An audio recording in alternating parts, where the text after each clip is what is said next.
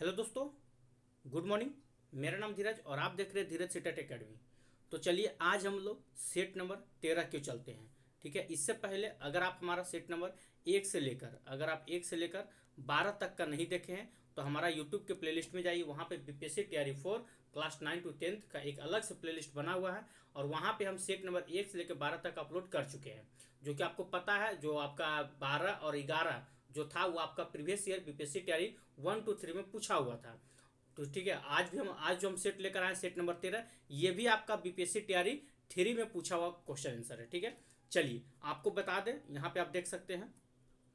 इस बुक की बात करें तो इस बुक में टोटल आपका यहाँ से देख सकते हैं कि टोटल आपका 13 सेट दिया हुआ था। ठीक है, आज जो हम लोग करने जा रहे हैं, आज आपका इस बुक का लास्ट सेट होने जा रहा है। अगर आप इसका पीडीएफ कल रात में हम भेजे थे आपको 8 बजे, अगर आप बना चुके हैं, ठीक है, तो इसमें उम्मीद करते हैं कि आपका जो नंबर होगा, चाहे जो आपका जो सब्जेक्ट होगा, चाहे इतिहास हो या भूगोल हो या आपका पॉलिटी हो, हर सब्जेक्ट में आपका 35 कम से कम, तो 35 से लेके 38 के बीच में आपका नंबर रहा होगा। सब्जेक्ट की हम बात कर रहे हैं क्योंकि ये प्रीवियस ईयर है, ये आपको ऑलरेडी एक दो बार बनाए भी होंगे। ठीक है, और हम कल रात में भेजे हैं तो 35 से लेकर 38 के बीच आपका सब्जेक्ट में होना चाहिए। मतलब कि ओवरऑल अगर देखा जाए तो इस सब्जेक्ट में जब 40-40-80 नंबर का आपका होता है दो सब्जेक्ट मिला के, तो 80 में से कम से कम, तो अगर आपका ओवरऑल नंबर जो है आपका कि 77 नंबर आना, मतलब आया होगा, उम्मीद करते हैं। ठीक है, क्योंकि आप इतना दिन से पढ़ रहे हैं तो प्रीवियस ईयर आप बनाते हैं कि नहीं, ये बहुत अहम बात है। प्रीवियस ईयर को हमेशा आप देखते रहिएगा। चलिए, तो ज़्यादा समय आपका बर्बाद ना करते हुए, ये हम लोग का लास्ट सेट है, इसको हम खत्म करते हैं, फिर ये बुक आपका खत्म हो जाएगा। इसके बाद हम लोग 6 to 8 का, क्योंकि उसमें भी कुछ सेट बचा हुआ था, तो बहुत लोग बोल रहे थे सर 6 to 8 का शुरू कीजिए, तो 6 to 8 की ओर हम लोग चलेंगे। ठीक है, दो चार सेट उसमें बचा हुआ उसको भी खत्म कर देंगे, उसके बाद फिर सोचा जाएगा कौन सा बुक चलाना है। चलिए, तो देखते हैं, चलते हैं हम लोग आज का सेट नंबर 13 की ओर। चलिए, तो हम आज का जो सेट लिए हैं वो डायरेक्ट आप देख सकते हैं, ये जो आपका दिख रहा है सीरीज, आपका बुकलेट सीरीज जो है आपका यानी कि डायरेक्ट आपका बीपीएससी के द्वारा जो क्वेश्चन दिया गया था, सभी लोग आपके घर पे भी होगा क्वेश्चन, उसी को आज हम लेकर आए। ये आपका बीपीएससी तैयारी 3 का, अगर हम बता दें, ये सेट आपका बीपीएससी तैयारी 3 का सेट नंबर आपका 12 है। ठीक है, सेट नंबर कितना है, सेट नंबर आपका, सॉरी, सेट नंबर आपका 13 है। ठीक है, चलिए, तो हम लोग पहले चलते हैं अपना सब्जेक्ट की ओर कि आपका सब्जेक्ट क्या है। आइए देखते हैं। तो सबसे पहले हम लोग सब्जेक्ट की ओर चलते हैं। एक मिनट।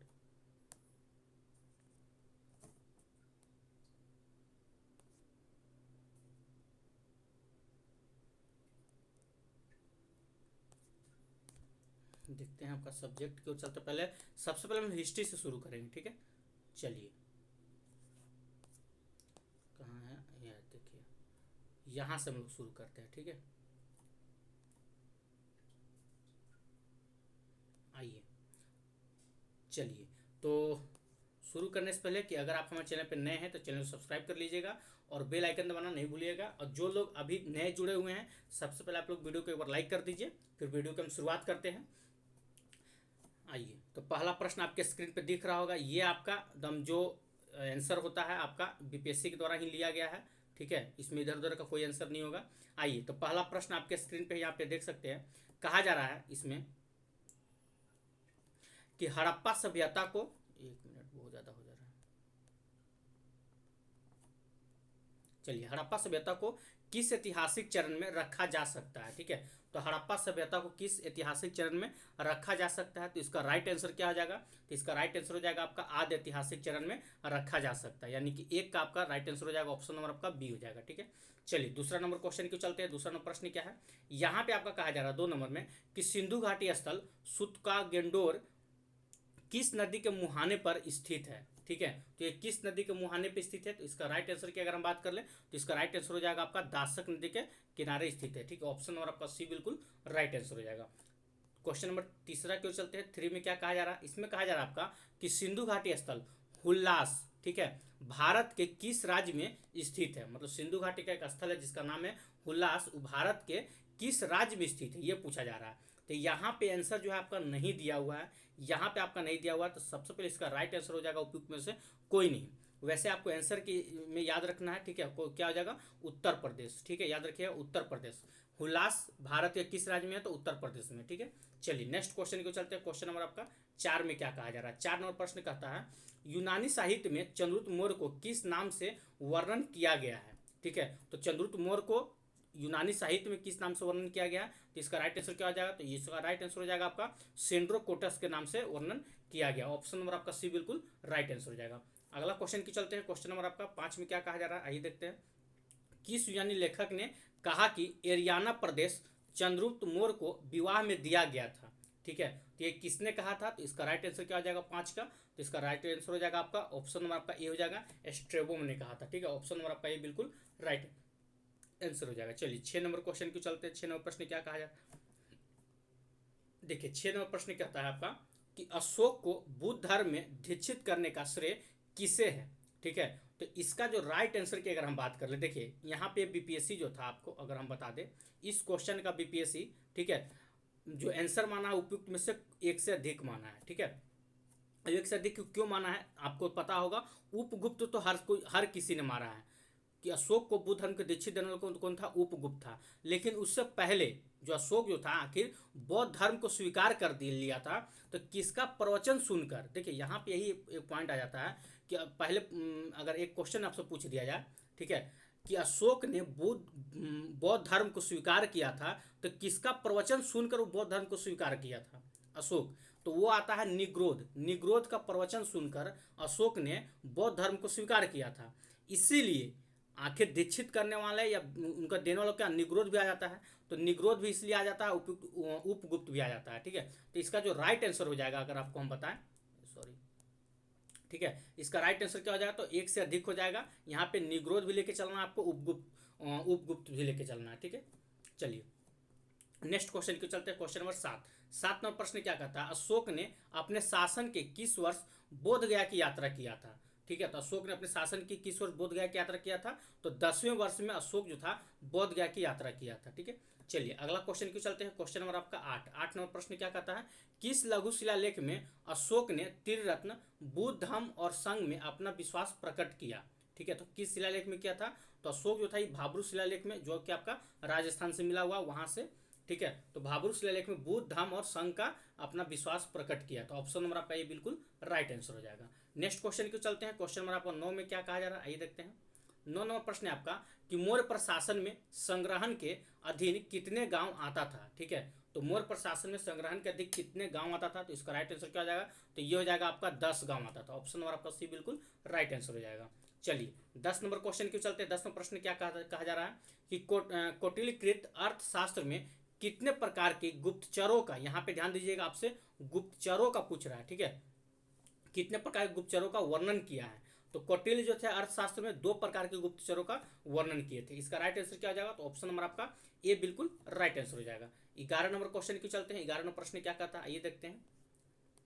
देखिए 11 नंबर प्रश्न आपका कि मौर्य काल में मुद्राओं के परीक्षण की जिम्मेदारी किसकी थी? ठीक है, तो मुद्राओं के परीक्षण की जिम्मेदारी किसकी थी? तो ये आपका रूपदर्शक का हो जाएगा। ऑप्शन नंबर आपका सी बिल्कुल राइट आंसर हो जाएगा। 12 नंबर प्रश्न क्यों चलते हैं। 12 नंबर प्रश्न क्या कहा जा रहा है कि मौर्य शासन में हिंदी के किस महीने से वित्तीय वर्ष प्रारंभ होता है? ठीक है, तो हिंदी के किस महीने से वित्तीय वर्ष प्रारंभ होता था? तो इसका राइट आंसर क्या हो जाएगा 12 का? तो ये हो जाएगा आपका आषाढ़तम, मतलब आषाढ़ महीने से हिंदी के वित्तीय वर्ष प्रारंभ होता है। ऑप्शन नंबर आपका भी बिल्कुल राइट आंसर हो जाएगा। नेक्स्ट क्वेश्चन की चलते हैं। क्वेश्चन नंबर आपका 13 में क्या कहा जा रहा है? आइए देखते हैं। देखिए 13 नंबर प्रश्न आपका कह रहा है कि मौर्य काल में किसने नागार्जुन पहाड़ी पर कुछ गुहा विहार का निर्माण करवाया था? ठीक है, तो ये किसने करवाया था? तो इसका राइट आंसर क्या हो जाएगा? तो इसका राइट आंसर हो जाएगा आपका ऑप्शन नंबर आपका बी बिल्कुल राइट आंसर हो जाएगा। ठीक है, चलिए क्वेश्चन नंबर आपका 14 क्यों चलते हैं। 14 नंबर प्रश्न क्या कहता है? हर्ष एवं पुलकेशिन द्वितीय के मध्य संघर्ष का वर्णन करने वाला एहोल अभिलेख के लेखक कौन है? तो एहोल अभिलेख के लेखक कौन है ये पूछा जा रहा है। तो इसका राइट आंसर क्या हो जाएगा? तो 14 का राइट आंसर हो जाएगा आपका रवि कृति। ऑप्शन नंबर आपका ये बिल्कुल राइट आंसर हो जाएगा। 15 नंबर क्वेश्चन की चलते हैं। 15 प्रश्न क्या कहता है कि हर्षवर्धन का सेनापति कौन था? ध्यान से देखिएगा, हर्षवर्धन का सेनापति कौन था जिसने उसे सिंहासन रोहन हेतु उत्साहित किया था? ठीक है, तो हर्षवर्धन का सेनापति कौन था? तो उस सेनापति का नाम था आपका सिंहनाद। ऑप्शन नंबर आपका बी बिल्कुल राइट आंसर हो जाएगा। चलिए क्वेश्चन नंबर 16 के चलते। 16 नंबर प्रश्न क्या कहा जा रहा है? आइए देखते हैं। देखिए 16 नंबर प्रश्न कहा जा रहा है आपका कि चीनी लेखक के अनुसार किस वर्ष हर्ष ने मगध राज्य की उपाधि धारण किया था। ठीक है, तो कब किए थे, तो इसका राइट आंसर क्या हो जाएगा 16 का। 16 का राइट आंसर हो जाएगा आपका ऑप्शन नंबर बी बिल्कुल राइट आंसर हो जाएगा 641 में। चलिए क्वेश्चन नंबर 17 क्यों चलते हैं। 17 प्रश्न क्या कहा जा रहा है देखिए, हेन सोंग के अनुसार हर्ष ने बिहार के किस स्थान पर एक पित्तल का विहार बनवाया। ठीक है, तो किस स्थान पर बना था, तो 17 का राइट आंसर क्या हो जाएगा, 17 का राइट आंसर हो जाएगा आपका ऑप्शन नंबर सी हो जाएगा नालंदा में। ठीक है, चलिए क्वेश्चन नंबर 18 क्यों चलते हैं। 18 प्रश्न क्या कहा जा रहा है देखिए, कि कितने महीनों तक हेन सोंग नालंदा में ठहरा और अध्ययन किया था। हेन सोंग जो था नालंदा में ठहरा कितना महीना तक और उसका अध्ययन किया था, तो 18 का राइट आंसर क्या हो जाता है, 18 का राइट आंसर हो जाएगा आपका ऑप्शन नंबर आपका बी बिल्कुल राइट आंसर हो जाएगा। यानी कि 18 महीना तक हेन सोंग जो था नालंदा में ठहरा था और अध्ययन किया था। चलिए क्वेश्चन नंबर 19 क्यों चलते हैं। 19 में प्रश्न क्या कहता है देखिए, कि गुप्त काल में नालंदा विश्वविद्यालय का संस्थापक कौन था। ठीक है, तो एक लाइन में अगर देखिए इसका राइट आंसर क्या हो जाएगा, तो यहाँ पे नहीं दिया हुआ है उपयुक्त में से कोई नहीं। ठीक है, तो इसका राइट आंसर हो जाएगा आपका कुमारगुप्त। याद रखिए कुमारगुप्त प्रथम, कुमारगुप्त प्रथम था आपका। ठीक है, चलिए नेक्स्ट क्वेश्चन क्यों चलते हैं। क्वेश्चन नंबर आपका 20 नंबर प्रश्न क्या कहता है, कि सर्वप्रथम किस चोल शासक ने सिंहल नरेश महेंद्र पंचम को उसकी धरती पर पराजित किया। ठीक है, तो सर्वप्रथम पूछा जा रहा कौन किया था, तो ये हो जाएगा आपका राजराज प्रथम ने किया था। उसके बाद अगर आता है राजेंद्र द्वितीय भी मतलब वहाँ नरेश महेंद्र पंचम को पराजित किया था, लेकिन यहाँ सर्वप्रथम पूछ रहा है तो सर्वप्रथम में आपका राजराज प्रथम आ जाएगा।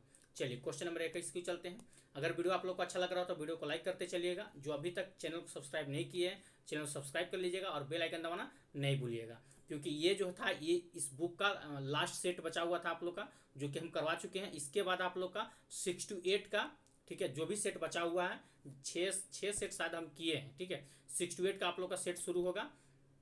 तो वैसे लोग जो 6 to 8 और 9, 10 दोनों का तैयारी कर रहे हैं सबके लिए वो इंपॉर्टेंट होगा। ठीक है, चलिए तो शुरू करते हैं। 21 नंबर प्रश्न क्या कहता है देखिए यहाँ पे, कि किस चोल शासक ने गंगेकोट चोलपुरम नामक एक नई राजधानी की स्थापना की। ठीक है, तो किस चोल शासक ने किया था, तो इसका राइट आंसर क्या हो जाएगा, तो राजेंद्र प्रथम ने किया था। ऑप्शन नंबर आपका सी बिल्कुल राइट आंसर हो जाएगा। अगला क्वेश्चन क्यों चलते हैं। क्वेश्चन नंबर 22 क्या कहता है, कि किस चोल शासक ने अपनी राजधानी में राजराजेश्वर मंदिर का निर्माण करवाया था। ठीक है, वो कौन सा चोल शासक था जो अपनी राजधानी में राजराजेश्वर मंदिर का निर्माण करवाया था। चोल शासक का नाम क्या था, तो इसका राइट आंसर हो जाएगा आपका राजराज प्रथम। ऑप्शन नंबर आपका बी बिल्कुल राइट आंसर हो जाएगा। अगला क्वेश्चन की चलते हैं। क्वेश्चन नंबर 23 में क्या कहा जा रहा है, कि किस चोल शासक को समकालीन लेख में चोल नारायण, याद रखिएगा चोल नारायण कहा गया है। तो चोल नारायण के नाम से किसे जाना जाता है, तो 23 का राइट आंसर क्या हो जाएगा, तो ये हो जाएगा आपका राजराज प्रथम को चोल नारायण के नाम से जाना जाता है। ऑप्शन नंबर आपका सी बिल्कुल राइट आंसर हो जाएगा। ठीक है, चलिए क्वेश्चन नंबर आपका 24 को चलते हैं। 24 में प्रश्न क्या कहता है देखिए, 24 नंबर जो प्रश्न है ये भी आपका विवादित प्रश्न बन के रह गया। इसमें क्या है देखिए, कहा जाता है कि सर्वप्रथम इल्तुतमिश को कहाँ का गवर्नर बनाया गया था। अगर आप लुसेंट पढ़ते होंगे तो आपको मालूम होगा लुसेंट में जो दिया हुआ है वो आपका बदायूं दिया हुआ है। ठीक है, लुसेंट में क्या दिया हुआ है, बदायूं। लेकिन बीपीएससी अगर हम बात करें यहाँ पे बीपीएससी जो था वो आंसर क्या माना है, तो बीपीएससी का आंसर था आपका ग्वालियर। ठीक है, बीपीएससी क्या आंसर माना है, तो ग्वालियर माना है। अब आप समझ लीजिए आपके लिए क्या सही है क्या गलत है। चलिए क्वेश्चन नंबर 24 को चलते हैं। 24 हो गया, 25 को चलते हैं। 25 में प्रश्न क्या कहा जा रहा है, कि किस स्थान पर इल्तुतमिश ने गजनी के तजाउद्दीन यल्दोज को बुरी तरह पराजित किया एवं बंदी बना लिया था। तो किस स्थान पे, तो ये इसका राइट आंसर क्या हो जाएगा, तो ये हो जाएगा आपका तराइन के स्थान पे। ठीक है, ऑप्शन नंबर आपका ए बिल्कुल राइट आंसर हो जाएगा।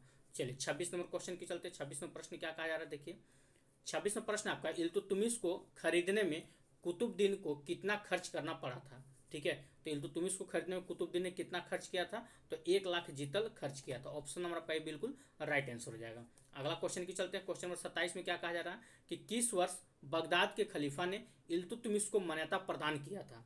ठीक है, तो ये कब किए थे, तो ये आपका 1229 में किए थे। ऑप्शन नंबर आपका सी बिल्कुल राइट आंसर हो जाएगा। क्वेश्चन नंबर 28 को चलते हैं। 28 में प्रश्न क्या कहता है, कि दिल्ली में कुव्वतुल इस्लाम मस्जिद का निर्माण किसने करवाया था। ठीक है, तो दिल्ली में कुव्वतुल इस्लाम मस्जिद का निर्माण किसने करवाया था, तो इसका राइट आंसर क्या हो जाएगा, तो ये हो जाएगा आपका कुतुबुद्दीन ऐबक ने करवाया था। ऑप्शन नंबर आपका ए बिल्कुल राइट आंसर हो जाएगा। क्वेश्चन नंबर 29 को चलते हैं। 29 में प्रश्न क्या है, आइए देखते हैं।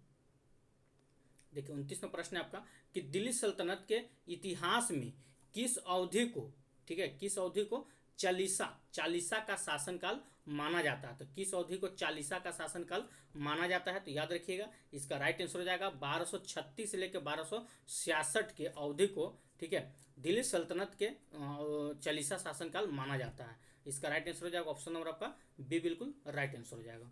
चलिए क्वेश्चन नंबर 30 के चलते हैं। 30वां प्रश्न क्या कहता है आइए देखते हैं। कहा जा रहा है इसमें आपका कि किस सुल्तान के अधीन नाइब ए ममलिकात का नया पद सृजित किया गया था? ठीक है, तो किस सुल्तान के अधीन? तो इसका राइट आंसर क्या हो जाएगा 30 का? तो इसका राइट आंसर हो जाएगा आपका ऑप्शन नंबर बी हो जाएगा, ठीक है, Bahram Shah. Option number B बिल्कुल राइट आंसर हो जाएगा। चलिए 31 नंबर क्वेश्चन के चलते हैं। 31 नंबर प्रश्न क्या कहा जा रहा है आइए देखते हैं। देखिए 31 नंबर प्रश्न आपका कहा जा रहा है यहाँ पे कि दिल्ली सल्तनत कालीन इतिहास में सर्वप्रथम नाइब ए ममलिकात कौन बना? तो नाइब ए ममलिकात कौन बना था दिल्ली सल्तनत में? सर्वप्रथम पूछा जा रहा है, ठीक है, तो कौन बना था? तो ये आपका एक तगिन बने थे। ऑप्शन नंबर आपका सी बिल्कुल राइट आंसर हो जाएगा, ठीक है। चलिए क्वेश्चन नंबर 32 को चलते हैं। 32वां प्रश्न क्या कहता है देखिए। तो गयासुद्दीन बलबन का मूल नाम क्या था? तो गयासुद्दीन बलबन का मूल नाम आपका बहाउद्दीन था। ऑप्शन नंबर आपका बी बिल्कुल राइट आंसर हो जाएगा, ठीक है। चलिए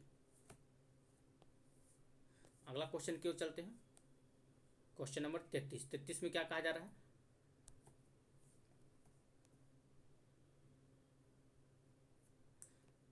कहा जा रहा है यहाँ पे नाइब ए ममलिकात के पद पर बलबन को हटाकर किसको बहाल किया गया था? तो बलबन को हटाकर किसको बहाल किया गया था? तो इमाउद्दीन रेहान को किया गया था। ऑप्शन नंबर आपका बी बिल्कुल राइट आंसर हो जाएगा, ठीक है। 33 का राइट आंसर क्या हो जाएगा? तो बी हो जाएगा। चलिए 34 नंबर क्वेश्चन की चलते हैं। 34वां प्रश्न क्या कहता है कि बलबन ने अपने सधर्मी को आज्ञाकारी बनाने हेतु सिक्कों पर क्या खुदवाया? तो बलबन जो था अपने सधर्मी को आज्ञाकारी बनाने हेतु सिक्कों पर क्या खुदवाया था? तो इसका राइट आंसर क्या हो जाता है? ये हो जाएगा आपका अमीर उल मोमिन, ठीक है। ऑप्शन नंबर आपका सी बिल्कुल राइट आंसर हो जाएगा। चलिए क्वेश्चन नंबर 35 के चलते हैं। 35वां प्रश्न क्या कहता है देखिए। यहाँ पे कहा जा रहा है ममलुक यानी कि दास वंश का अंतिम शासक कौन था?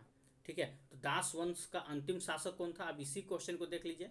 यहाँ पे एससीईआरटी में कुछ और एनसीईआरटी में आपका कुछ और दिया हुआ है। अगर आप एससीईआरटी में पढ़ते हैं तो वहाँ पे आपका देखिए एससीईआरटी में ये दिया हुआ है, यहाँ पे आपका एससीईआरटी में केकुवाद दिया हुआ है। अब एनसीईआरटी की बात कर लीजिएगा, एनसीईआरटी यहाँ पे आपका एनसीईआरटी में कैमूर्स दिया हुआ है, ठीक है। तब समझ में नहीं आता कि आप एनसीईआरटी को लेकर चलिएगा कि एनसीईआरटी को लेकर दीजिएगा, ठीक है। अब यहाँ पे लुसेंट की बात कर ले, लुसेंट में एनसीईआरटी और लुसेंट में आपका क्या दिया हुआ? तो यहाँ पे कैमूर्स ही दिया हुआ है। दास वंश का अंतिम शासक कौन था? तो कैमूर्स था। चलिए अगला क्वेश्चन की चलते हैं। क्वेश्चन नंबर 36 में क्या कहा जा रहा है ये देखते हैं। देखिए 36वां प्रश्न है आपका कि किस राजपूत शासक के दरबार में अकबर का जन्म हुआ था? तो किस राजपूत शासक के दरबार में अकबर का जन्म हुआ था? तो इसका राइट आंसर क्या हो जाएगा? तो ये हो जाएगा आपका राणा विरसाल के महल में हुआ था। ऑप्शन नंबर आपका बी बिल्कुल राइट आंसर हो जाएगा। अकबर का जन्म की बात कर ले तो कब हुआ था? तो 1542 में, याद रखिएगा, ये भी कभी कभी पूछ लिया जाता है, ठीक है। चलिए क्वेश्चन नंबर 37 को चलते हैं कि किस स्थान पर अकबर का राज्यरोहण हुआ था? तो आपको पता है पंजाब के कलानौर में, याद रखिए पंजाब के कलानौर में आपका राज्यरोहण करवाया गया था अकबर का, ठीक है। चलिए क्वेश्चन नंबर 38 के चलते हैं। 38वां प्रश्न क्या कहता है? 38वां प्रश्न आपका अकबर का अंतिम विजय किस पर था? तो अकबर का अंतिम विजय जो था आपका अस्सीरगढ़ पे था, वो 1601 में था, ठीक है। अस्सीरगढ़ पे 1601 में। ऑप्शन नंबर आपका सी बिल्कुल राइट आंसर हो जाएगा। चलिए और कई पूछ ले जब वहाँ पे विजय, छोड़िए हटाइए, चलिए आगे चलते हैं क्वेश्चन नंबर 39 की ओर। डिस्कशन टाइम लग जाएगा आप लोग का। अकबर ने मजहर की घोषणा किस वर्ष की थी? तो अकबर ने मजहर की घोषणा कब किया था? तो ये आपका 1579 में किया था। ऑप्शन नंबर आपका सी बिल्कुल राइट आंसर हो जाएगा। यहाँ से देखिए बहुत क्वेश्चन पूछता है। आज आपके पूछ लिया अकबर ने मजहर की घोषणा कब किया था, कल पूछ लेगा अकबर ने तीर्थकर को कब समाप्त किया था। तो याद रखिए ये जो है आपका हो गया तीर्थ यात्रा, ठीक है। अकबर ने तीर्थ यात्रा कर को कब समाप्त कर दिया था? तो 1563 में कर दिया था। फिर पूछ लिया जजिया कर को कब समाप्त कर दिया? तो जजिया कर को आपको 1564 में आपका जजिया कर को समाप्त कर लिया था, ठीक है। दीन इलाही धर्म की स्थापना अकबर ने कब किया था? तो 1582 में दीन इलाही धर्म की स्थापना किया था अकबर ने। ये सब फैक्ट आपको याद रखना होगा। चलिए खैर अभी आज डिस्कशन नहीं करवा रहे हैं, डायरेक्ट आंसर पे चल रहे हैं। अकबर ने बुलंद दरवाजा कहाँ बनवाया था? तो सबको पता है अकबर ने बुलंद दरवाजा कहाँ बनाया था? तो फतेहपुर सीकरी में बनाए थे, ठीक है। फतेहपुर सीकरी यहाँ पे आपका नहीं दिया हुआ है, ठीक है। तो इसका राइट आंसर क्या आ जाए? तो उपयुक्त में से कोई नहीं। ऑप्शन नंबर ई बिल्कुल राइट आंसर हो जाएगा। चलिए तो इस हिसाब से हम लोग क्वेश्चन नंबर आपका हिस्ट्री का 40 जो था वो खत्म कर चुके हैं। इसके बाद हम लोग चलते हैं आपका ज्योग्राफी की ओर। ठीक है, आइए ज्योग्राफी को चलते हैं। ज्योग्राफी में देख सकते हैं पहला प्रश्न आपके स्क्रीन पे है। तो एक बार वीडियो शुरू करने से पहले जो लोग अभी नए जुड़े हुए हैं, एक बार आप लोग वीडियो को लाइक कर दीजिएगा। जो लोग अभी तक चैनल को सब्सक्राइब नहीं किए, चैनल सब्सक्राइब कर लीजिएगा और बेल आइकन उससे दबाना नहीं भूलिएगा। ठीक है, और जो लोग टेलीग्राम ग्रुप से नहीं जुड़े हैं अभी भी जाइए टेलीग्राम ग्रुप से जुड़ जाइए, क्योंकि 6 to 8 का जो सेट शुरू होगा उसमें टेलीग्राम ग्रुप में ही पीडीएफ रात में 8 बजे, याद रखिएगा रात में 8 बजे आप लोग का वहाँ पे हम सेट भेज देते हैं। वहाँ से आप बनाकर सुबह में 10 बजे आप आंसर मिला सकते हैं। ठीक है, चलिए तो ज्योग्राफी की शुरुआत करते हैं। यहाँ पे सबसे पहला प्रश्न आपके स्क्रीन पे है, जिसमें कहा जा रहा है कि पृथ्वी के स्थलीय भाग के कितने प्रतिशत भाग पर भारत का विस्तार है। ठीक है, तो एक का राइट आंसर क्या हो जाता है, सबको पता है 2.4% पे। ऑप्शन नंबर आपका भी बिल्कुल राइट आंसर हो जाएगा। अगला क्वेश्चन की चलते हैं। क्वेश्चन नंबर आपका 2 नंबर क्या बोल रहा है कि भारत की मुख्य भूमि पर तट रेखा की लंबाई कितनी है। ध्यान से देखिएगा, यहाँ पे आप बारीकी से पढ़िए। सब पूछ रहा है भारत की मुख्य भूमि की, ठीक है, मुख्य भूमि से पूछ रहा है। ठीक है, तो इसका राइट आंसर क्या हो जाएगा, दो का राइट आंसर हो जाएगा 6100 किलोमीटर। मुख्य भूमि से पूछ रहा था। चलिए क्वेश्चन नंबर 3 क्यों चलते हैं। 3वां प्रश्न क्या कहता है, आइए देखते हैं। तीसरा प्रश्न कहता है कि इंदिरा पॉइंट की विशेषता क्या है। तो इंदिरा पॉइंट की विशेषता क्या है, आइए देखते हैं। वर्तमान समय में यह दृष्टिगत नहीं है। ठीक है, चलिए यह ग्रेट निकोबार द्वीप समूह में स्थित है, तो बिल्कुल सही है। यह ग्रेट निकोबार द्वीप समूह में स्थित है। यह भारत का सबसे दक्षिणतम बिंदु है, तो बिल्कुल सही है, भारत का सबसे दक्षिणतम बिंदु है। तो इसका राइट आंसर क्या हो जाएगा, उपयुक्त में से एक से अधिक हो जाएगा। चलिए क्वेश्चन नंबर आपका 4 नंबर प्रश्न क्यों चलते हैं। 4 में क्या कहा जा रहा है कि गारो, खासी और जयंतिया की पहाड़ियां निम्नलिखित में से किस राज्य में स्थित है। तो सबको पता है ये आपका मेघालय में स्थित है। ऑप्शन नंबर आपका सी बिल्कुल राइट आंसर हो जाएगा। चलिए क्वेश्चन नंबर 5 की चलते हैं। 5वां प्रश्न क्या कह रहा है, आइए देखते हैं। चलिए 5वां प्रश्न आपका स्क्रीन पे है। इसमें कहा जा रहा है कि निम्नलिखित नदियों में से कौन सी पूर्व रोपित घाटियों से होकर बहती है। ठीक है, तो कौन सी नदी बहती है, तो 5 का राइट आंसर क्या हो जाएगा, तो 5 का राइट आंसर हो जाएगा आपका सतलज और सिंधु। ऑप्शन नंबर आपका ये बिल्कुल राइट आंसर हो जाएगा। चलिए क्वेश्चन नंबर 6 के चलते। 6 नंबर प्रश्न क्या कर रहा है कि राष्ट्रीय पर्यावरण यांत्रिक शोध संस्थान यानी कि नीरी नागपुर के अनुसार भारत में उपलब्ध कितना जल प्रदूषित है। ठीक है, तो कितना जल प्रदूषित है, तो इसका राइट आंसर हो जाएगा 70% जल जो है वो प्रदूषित है। ठीक है, चलिए क्वेश्चन नंबर 77 के चलते हैं। 77वां प्रश्न क्या कर रहा है कि निम्नलिखित नदियों के भारत में उनके बेसिन क्षेत्र के घटते क्रम में कौन सा क्रम सही है। तो कौन सा क्रम सही है ये पूछा जा रहा है। तो इसमें आपका घटते क्रम में सबसे पहले गंगा, फिर सिंधु, तब गोदावरी, तब कृष्णा। ऑप्शन नंबर पर ये बिल्कुल राइट आंसर हो जाएगा। चलिए क्वेश्चन नंबर 8 के चलते हैं। 8वां प्रश्न क्या कहता है, आइए देखते हैं कि निम्नलिखित में से किसने 1951 में प्रस्तावित किया कि मानसून ग्रही पवनों और दाब पेटियों का ऋतुवार स्थानांतरण मात्र है। ठीक है, तो ये किसने कहा था, तो इसका राइट आंसर हो जाएगा आपका फ्लोन ने। ऑप्शन नंबर आपका बी बिल्कुल राइट आंसर हो जाएगा। चलिए क्वेश्चन नंबर 9 के चलते हैं। 9 नंबर प्रश्न क्या कहता है, आइए देखते हैं। देखिए 9 नंबर प्रश्न आपका स्क्रीन पे है। इसमें कहा जा रहा है आपका कि राज्यों तथा उनके भौगोलिक क्षेत्र के वनाच्छेदित भाग के प्रतिशत के युग में कौन सा युग्म सुमिलित है। ठीक है, 2021 के अकॉर्डिंग यहाँ पे फोकस कीजिएगा, आपसे 2021 के अकॉर्डिंग पूछ रहा है। तो इसका राइट आंसर क्या हो जाएगा, देखिए कौन सुमिलित है आपको मिलान करना था। ठीक है, तो इसमें कोई सुमिलित नहीं है, यानी कि उपयुक्त में से कोई नहीं।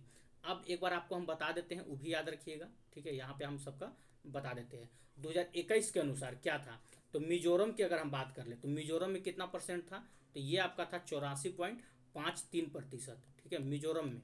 अरुणाचल प्रदेश की अगर हम बात करें तो उसमें कितना था 2021 के अनुसार, ये था आपका 79.33%। ठीक है, चलिए वहाँ मेघालय की बात करें तो मेघालय में कितना था, तो ये आपका था 76.0% दिया हुआ था, तो ये मान लीजिएगा। ठीक है, ये आपका मेघालय में था। तो किसके अकॉर्डिंग यहाँ पे फोकस कीजिएगा, 2021 के अकॉर्डिंग। ठीक है, चलिए अगला क्वेश्चन क्यों चलते हैं। क्वेश्चन नंबर आपका क्या 10 नंबर प्रश्न क्यों चलते हैं। 10 नंबर प्रश्न क्या कहता है, आइए देखते हैं। कहा जा रहा है कि निम्नलिखित राष्ट्रीय उद्यानों में से कौन सा उद्यान खबरों में इसलिए आया क्योंकि वहां अफ्रीका से लाकर 20 चीते छोड़े गए थे। ये सबको पता था, उस समय ये न्यूज में भी बना हुआ था ये क्वेश्चन। ठीक है, तो 10 का राइट आंसर क्या हो जाता है, कुन्नू।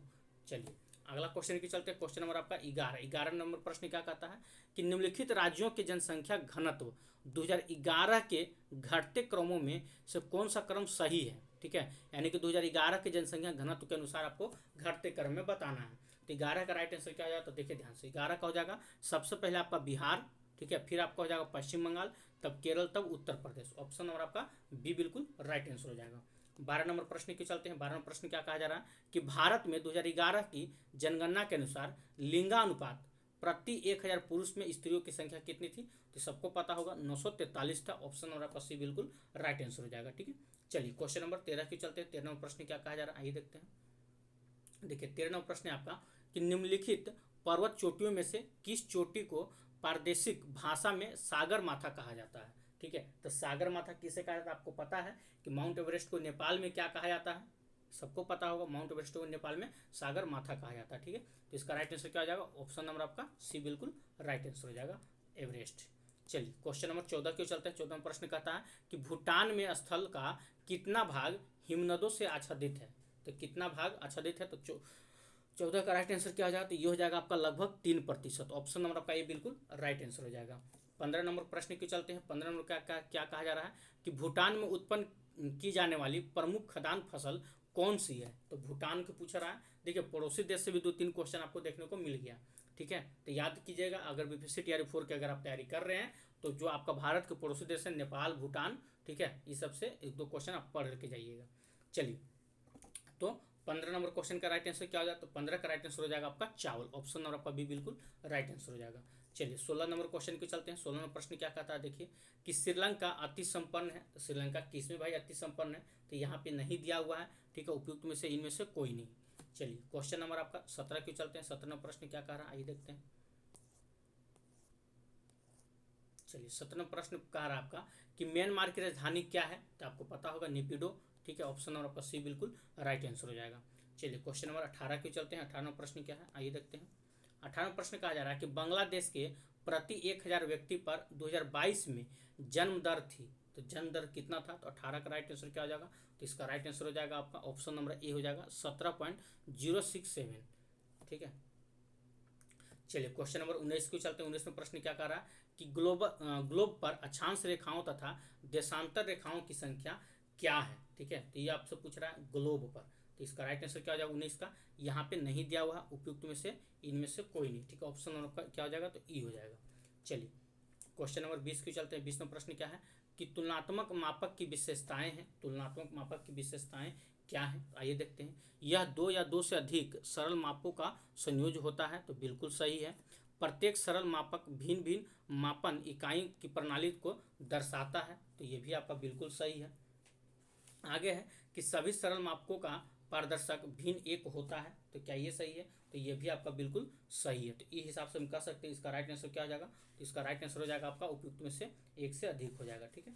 चलिए अगला क्वेश्चन की चलते हैं। क्वेश्चन नंबर आपका 21। 21 नंबर पर क्या प्रश्न है, आइए देखते हैं। चलिए 21 नंबर प्रश्न आपका कहा जा रहा है कि बिहार के किस जिले में बॉक्साइट प्रचुर मात्रा में पाया जाता है? ठीक है, तो बॉक्साइट जो है सबसे ज़्यादा किस मात्रा में बिहार के किस जिले में पाया जाता है, ये पूछा जा रहा है। तो आइए देखते हैं इसका राइट आंसर क्या हो जाएगा। तो इसका आपका राइट आंसर हो जाएगा 21 का ऑप्शन नंबर आपका हो जाएगा ए, सॉरी जमुई हो जाएगा, इसका राइट आंसर हो जाएगा, ठीक है। चलिए यानी कि बॉक्साइट सबसे ज़्यादा किस मात्रा में पाया जाता है, कहाँ पे? तो जमुई में पाया जाता है, ठीक है। चलिए क्वेश्चन नंबर आपका 22 क्यों चलते हैं। 22 नंबर प्रश्न क्या है, आइए देखते हैं। देखिए 22 में प्रश्न कर रहा है कि काली कपास वाली मिट्टियों का निर्माण हुआ है, ठीक है। तो काली कपास वाली मिट्टियों का निर्माण हुआ है तो दक्कन लावा के अपक्षय के द्वारा हुआ है। ऑप्शन नंबर आपका ये बिल्कुल राइट आंसर हो जाएगा। चलिए 23 नंबर क्वेश्चन को चलते हैं। 23 नंबर प्रश्न क्या कहा जा रहा है, आइए देखते हैं। कहा जा रहा है कि भारत में के कौन से प्रदेश मृदा क्षरण से बुरी तरह से प्रभावित है, ठीक है। तो कौन सा प्रदेश है? तो इसका राइट आंसर क्या हो जाएगा? तो ये हो जाएगा आपका उपयुक्त में से एक से अधिक हो जाएगा, ठीक है। चलिए क्वेश्चन नंबर 24 को चलते हैं। 24 में प्रश्न क्या कहता है कि निम्नलिखित क्षेत्रों में से कौन सा कॉफ़ी यानी कि कहवा उत्पादन के लिए जाना जाता है, ठीक है। तो कहवा उत्पादन के लिए कौन जाना जाता है? तो आप सबको पता होगा नीलगिरी कहवा उत्पादन के लिए जाना जाता है, ठीक है। चलिए क्वेश्चन नंबर 25 को चलते हैं। 25 नंबर प्रश्न क्या कहता है, आइए देखते हैं। देखिए 25 नंबर प्रश्न है आपका कि कौन सी परियोजना कृष्णा नदी पर स्थित है। तो कौन सी परियोजना जो है कृष्णा नदी पर स्थित है? तो 25 का राइट आंसर क्या हो जाएगा? ये हो जाएगा आपका नागार्जुन सागर, ठीक है। ये किस नदी पर स्थित है? तो कृष्णा नदी पर स्थित है। चलिए 26 नंबर क्वेश्चन की चलते हैं कि भारत में वर्ष 2023, याद रखिएगा वर्ष 2023 के अकॉर्डिंग पूछ रहा है कि मत्स्य उत्पादन का अग्रणी प्रदेश कौन सा है, ठीक है, तो कौन हो जाएगा, ये हो जाएगा आपका आंध्र प्रदेश। ऑप्शन नंबर आपका सी बिल्कुल राइट आंसर हो जाएगा। चलिए क्वेश्चन नंबर 27 को चलते हैं। 27 में क्या पूछा जा रहा है कि भारत में गेहूं का सबसे बड़ा उत्पादक राज्य जनवरी 2024 में कौन सा था। ठीक है, तो जनवरी 2024 में पूछा जा रहा है कौन सा था, तो याद रखिए उत्तर प्रदेश इसका राइट आंसर हो जाएगा। ऑप्शन नंबर बी हो जाएगा। चलिए क्वेश्चन नंबर आपका 28 को चलते हैं। कहा जा रहा है कि भारत में मैग्नीज अयस्क का वर्ष 2023 में सबसे बड़ा उत्पादक राज्य कौन है। मैग्नीज अयस्क का ध्यान दीजिएगा, मैग्नीज अयस्क का पूछ रहा है, तो 28 का राइट आंसर क्या हो जाएगा, तो ये हो जाएगा आपका मध्य प्रदेश। ऑप्शन नंबर आपका ये बिल्कुल राइट आंसर हो जाएगा। 29 नंबर क्वेश्चन को चलते हैं। 29वां प्रश्न क्या कहा जा रहा है, आइए देखते हैं।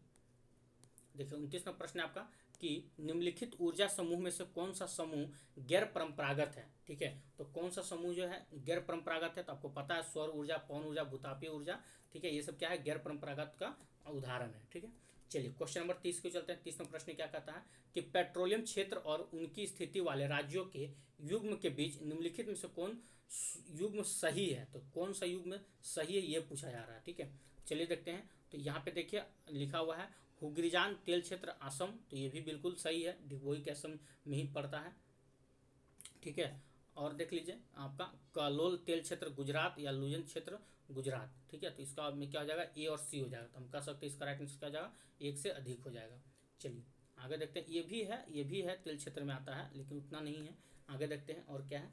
31 नंबर क्वेश्चन की ओर, स्थानों और वहाँ स्थित उद्योगों के बीच निम्नलिखित युग्म में से कौन सा युग्म सही है, ये पूछा जा रहा है। आइए देखते हैं 31 का। तो देखिए भोपाल हैवी इलेक्ट्रॉनिक्स कल्स, तो ये बिल्कुल सही है। बोगाई को गांव पेट्रोल केमिकल्स के लिए, तो ये भी आपका सही है। विशाखापट्टनम स्टील इस्पात के लिए, तो ये भी आपका सही है। तो इसका राइट आंसर क्या हो जाएगा, एक से अधिक हो जाएगा। चलिए क्वेश्चन नंबर 32 के चलते हैं। 32वां प्रश्न क्या है, आइए देखते हैं। यहाँ पे कहा जा रहा है कि अटल सुरंग कितनी लंबी है, तो अटल सुरंग की लंबाई कितना है, तो 9.02 किलोमीटर। ऑप्शन नंबर आपका सी बिल्कुल राइट आंसर हो जाएगा। चलिए क्वेश्चन नंबर 33 को चलते हैं। 33वां प्रश्न क्या कहा जा रहा है, आइए देखते हैं। 33वां प्रश्न आपका कि निम्नलिखित में से सतत विकास की विशेषता कौन सी है, तो निम्नलिखित में से सतत विकास की विशेषता कौन सी है, तो यहाँ पे हो जाएगा आर्थिक विकास तथा पर्यावरणीय गुणवत्ता के बीच संतुलन बनाए रखना। ऑप्शन नंबर आपका भी बिल्कुल राइट आंसर हो जाएगा। चलिए क्वेश्चन नंबर 34 को चलते हैं। 34वां प्रश्न क्या कहा जा रहा है कि भारत का सर्वाधिक अंतर्राष्ट्रीय व्यापार वर्ष 2023 किस देश के साथ होता था। ठीक है, तो इसका राइट आंसर क्या हो जाएगा, 34 का। 34 का राइट आंसर हो जाएगा ऑप्शन नंबर आपका बी हो जाएगा, चीन के देश। ऑप्शन नंबर आपका बी बिल्कुल राइट आंसर हो जाएगा। चलिए 35 नंबर क्वेश्चन की चलते हैं कि कोयला क्षेत्र और उनकी स्थिति वाले राज्य के निम्नलिखित युग्मों में से कौन सा युग्म सही है। ठीक है, तो कौन सा युग्म सही है ये पूछा जा रहा है। तो देखिए तालचेर जो है आपका उड़ीसा में है, यही बिल्कुल सही है। ऑप्शन नंबर आपका ये बिल्कुल राइट आंसर हो जाएगा। चलिए 36 नंबर क्वेश्चन की चलते कहा जा रहा है कि सुंदरी वृक्ष निम्नलिखित में से कहाँ पाया जाता है, तो सुंदरी वृक्ष कहाँ पाया जाता है, तो 36 का राइट आंसर हो जाएगा सुंदरवन डेल्टा में। ऑप्शन नंबर आपका भी बिल्कुल राइट आंसर हो जाएगा। चलिए 37 नंबर क्वेश्चन की चलते हैं। 37 में क्या कहा जा रहा है, आइए देखते हैं। इसमें कहा जा रहा है आपका कि राज्य और केंद्र शासित प्रदेश की उनकी क्षमता दरों के घटते क्रम में 2011 के जनगणना के अनुसार निम्नलिखित में से कौन सा क्रम सही है, तो कौन सा क्रम सही है ये पूछा जा रहा है। तो इसका राइट आंसर क्या हो जाएगा, तो ये हो जाएगा आपका केरल, लक्षद्वीप, मिजोरम और गोवा। ऑप्शन नंबर आपका ये बिल्कुल राइट आंसर हो जाएगा। 38 नंबर क्वेश्चन की चलते हैं। कहा जा रहा है कि भारत में शीशे का अग्रणी उत्पादक है, तो भारत में शीशे का अग्रणी उत्पादक कौन है, तो 38 का राइट आंसर क्या हो जाएगा, तो ये हो जाएगा आपका राजस्थान। ऑप्शन नंबर आपका भी बिल्कुल राइट आंसर हो जाएगा।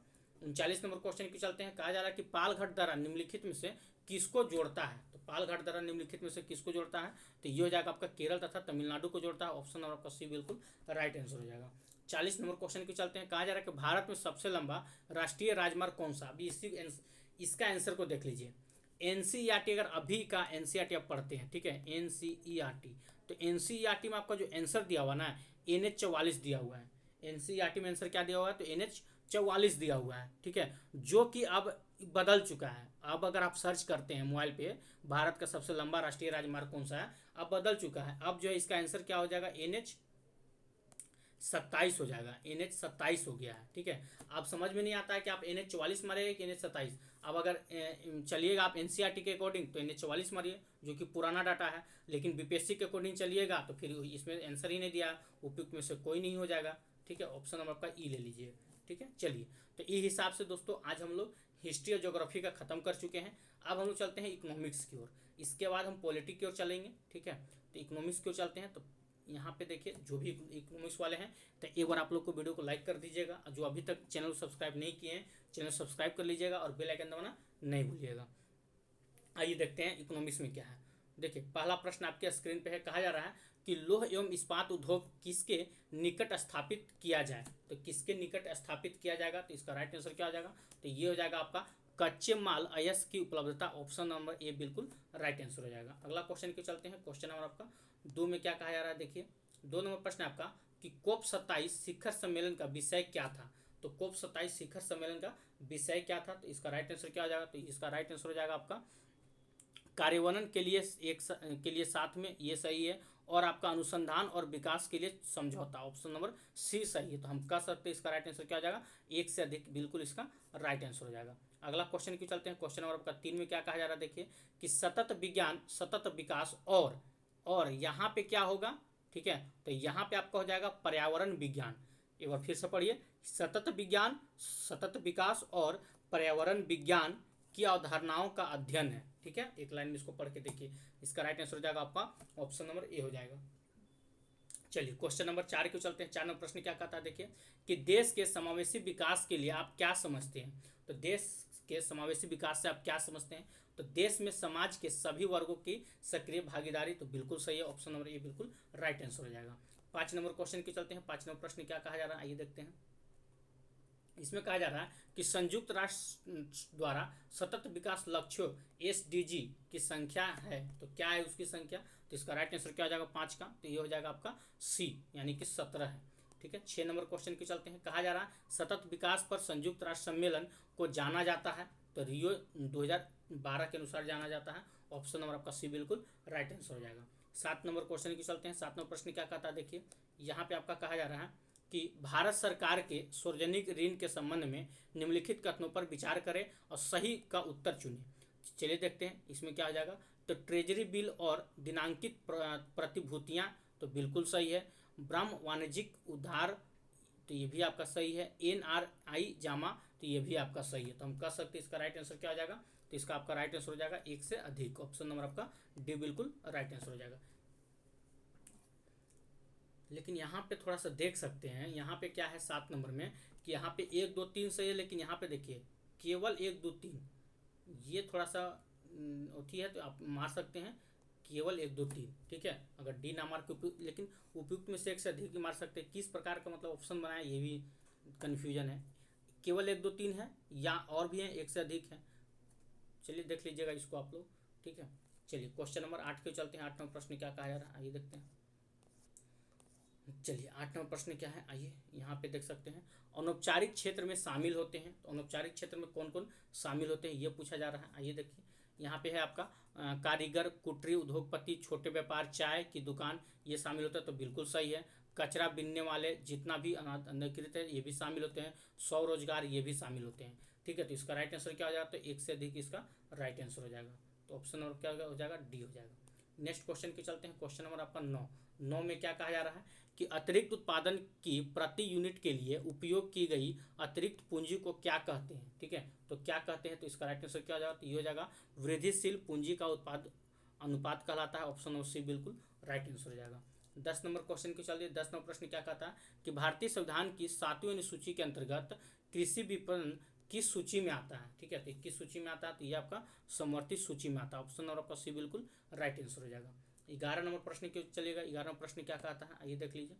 11 नंबर प्रश्न है आपका निम्नलिखित में से कौन सा उत्पादन और आय में वृद्धि के साथ उच्च स्तर पर व्यवसायिक गतिविधि को दर्शाता है, तो 11 का राइट आंसर क्या हो जाएगा, ये आपका बूम को दर्शाता है, ऑप्शन नंबर आपका ये बिल्कुल राइट आंसर हो जाएगा।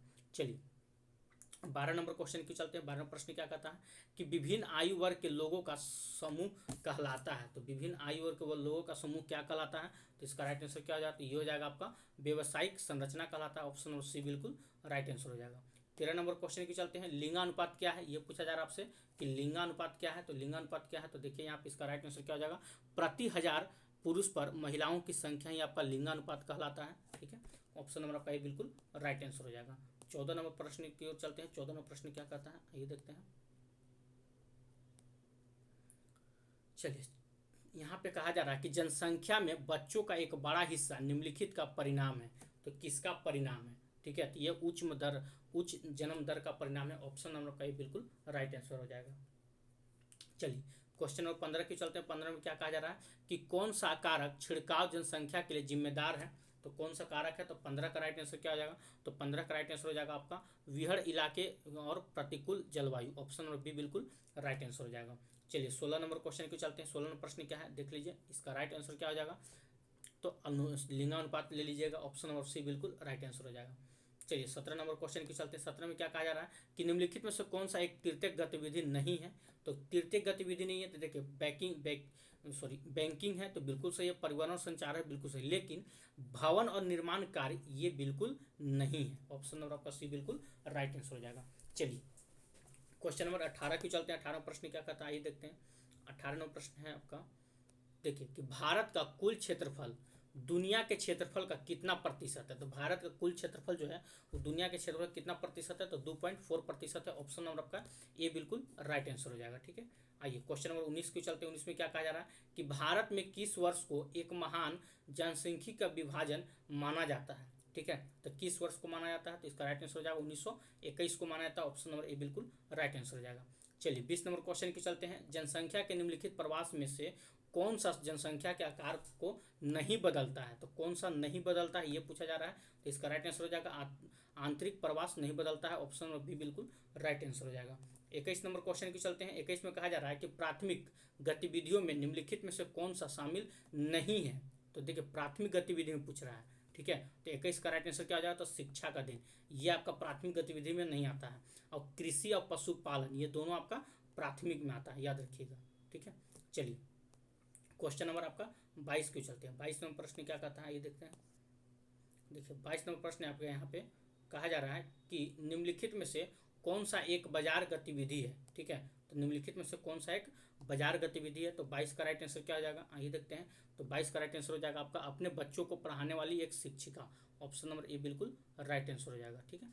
चलिए क्वेश्चन नंबर 23 क्यों चलते हैं। 23 नंबर प्रश्न क्या कहता है कि भारत में अनुसूचित जाति की सबसे अधिक जनसंख्या वाला राज्य कौन है। ध्यान से देखिएगा, ठीक है। सब मतलब अनुसूचित जाति पूछा है, अनुसूचित जाति की अधिक जनसंख्या वाला राज्य। तो 23 का राइट आंसर क्या हो जाता है, तो ये हो जाएगा आपका Uttar Pradesh. Option number C बिल्कुल राइट आंसर हो जाएगा। चलिए 24 नंबर क्वेश्चन के चलते हैं। 24 में क्या कहा जा रहा है कि निम्नलिखित में से कौन सा कार्यक्रम 2000 में लॉन्च किया गया था। तो कौन सा कार्यक्रम 2000 में लॉन्च हुआ था, तो प्रधानमंत्री ग्रामोदय योजना। ऑप्शन नंबर सी बिल्कुल राइट आंसर हो जाएगा।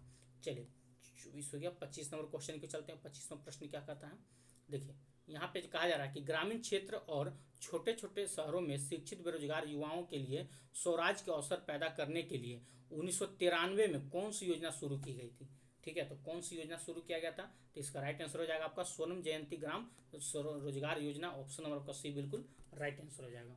चलिए 25 हो गया। 26 नंबर क्वेश्चन को चलते हैं। कहा जा रहा है इसमें कि भारत में गरीबी रेखा का अनुमान लगाने के लिए निम्नलिखित में से कौन सी विधि है, ठीक है। तो 26 का राइट आंसर क्या हो जाएगा, तो इसका राइट आंसर हो जाएगा आपका ऑप्शन नंबर सी बिल्कुल राइट हो जाएगा, आई विधि, ठीक है। ऑप्शन नंबर सी बिल्कुल राइट आंसर हो जाएगा। चलिए 27 नंबर क्वेश्चन की चलते हैं। 27 में क्या कहा जा रहा है कि गरीबों का मापने के लिए ग्रामीण क्षेत्र में औसत कैलोरी की आवश्यकता क्या होती है। तो कितना कैलोरी की आवश्यकता होता है, तो इसका राइट आंसर हो जाएगा आपका 27 का राइट आंसर क्या हो जाएगा, तो 27 का आपका हो जाएगा ए प्रति व्यक्ति प्रतिदिन 2400 कैलोरी हो जाएगा, ठीक है। ऑप्शन आपका ये बिल्कुल राइट आंसर हो जाएगा। चलिए क्वेश्चन नंबर 28 को चलते हैं। 28 नंबर प्रश्न क्या कहता है आइए देखते हैं। 28 नंबर प्रश्न है आपका यहाँ पे कि ग्रामीण क्षेत्रों में कैलोरी की आवश्यकता अधिक है क्योंकि, तो क्यों अधिक है ये पूछा जा रहा है। तो 28 का राइट आंसर क्या हो जाएगा, ये हो जाएगा लोग शारीरिक श्रम में लगे हुए हैं। ऑप्शन नंबर आपका सी बिल्कुल राइट आंसर हो जाएगा। 29 नंबर क्वेश्चन की चलते हैं। इनमें से कौन सा भारत में गरीबी का कारण नहीं है। तो गरीबी का कारण क्या नहीं है, तो ग्रामीण से शहरी भारत में लोगों का पलायन ये आपका गरीबी का कारण नहीं है। ऑप्शन नंबर आपका भी बिल्कुल राइट आंसर हो जाएगा। चलिए 30 नंबर क्वेश्चन की चलते हैं। इसमें कहा जा रहा है कि NREGA यानी कि नरेगा किस वर्ष लागू किया जाता है। तो नरेगा जो था किस वर्ष लागू किया गया था। तो 30 का राइट आंसर क्या हो जाता है, ये आपका 2005 में आया था। ऑप्शन आपका ये बिल्कुल राइट आंसर हो जाएगा। 31 नंबर क्वेश्चन की चलते हैं। 31 में क्या कहा जा रहा है, निम्नलिखित में से किसे गरीब का सामाजिक सूचक नहीं माना जाता है, ठीक है। गरीब का सामाजिक सूचक नहीं माना जाता है। तो 31 का राइट आंसर क्या हो जाएगा, तो ये हो जाएगा आपका परिवहन के साधनों का कम होना है। ऑप्शन नंबर आपका ये बिल्कुल राइट आंसर हो जाएगा। चलिए 32 नंबर क्वेश्चन को चलते हैं। 32वां प्रश्न क्या कहता है, यहाँ पे है आपका जनकाकीय संक्रमण की द्वितीय अवस्था को सुलभता से जाना जाता है।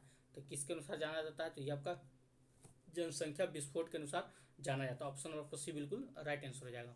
33वां प्रश्न क्या कहता है यहाँ पे कि भारतीय रिजर्व बैंक द्वारा बैंक दर को कम करना संकेत है।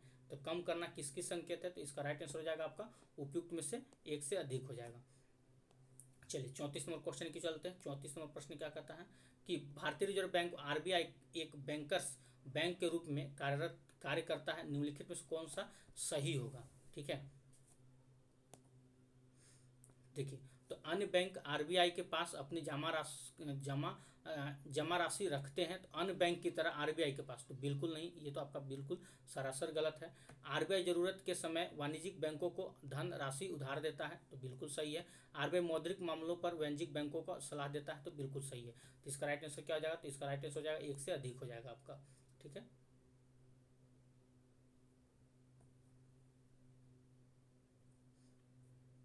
एक मिनट, ये क्या है, अन्य बैंक आरबीआई के पास अपना जमा राशि रखते हैं। अच्छा अन्य बैंक है ना, सॉरी सॉरी सॉरी, यहाँ पे थोड़ा सा दिक्कत हो गया।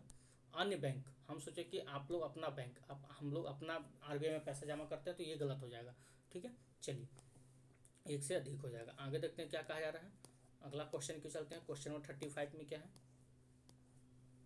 देखिए 35 में प्रश्न कहता है कि भारत में घाटे के वित्त पोषण का उपयोग के लिए संसाधन जुटाने के लिए किया जाता है। तो किसका किया जाता है, तो 35 का राइट आंसर क्या हो जाएगा, तो ये हो जाएगा आर्थिक विकास। ऑप्शन नंबर ए बिल्कुल राइट आंसर हो जाएगा। नेक्स्ट क्वेश्चन है 36 नंबर। 36 में क्या है कि खेल इंडिया बायोगैस संयंत्र बिहार में किस स्थान पर स्थापित किया जाएगा।